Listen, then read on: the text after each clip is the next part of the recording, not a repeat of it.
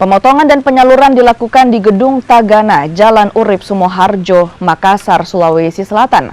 Menteri Pertanian Amran Sulaiman bahkan ikut serta menarik tali untuk merebahkan sapi yang sulit ditangani petugas penyembelihan hewan kurban.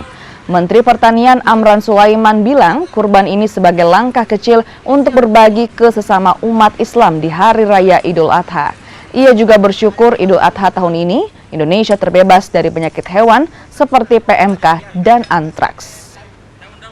Untuk menolong orang-orang fakir miskin kaum duafa semampu kami. Jadi kami ini belum ada apa-apanya dibanding para pemimpin-pemimpin besar dunia. Kami belum ada apa-apanya, tapi baru belajar. Alhamdulillah hari ini di tempat ini kita berkorban ada 32.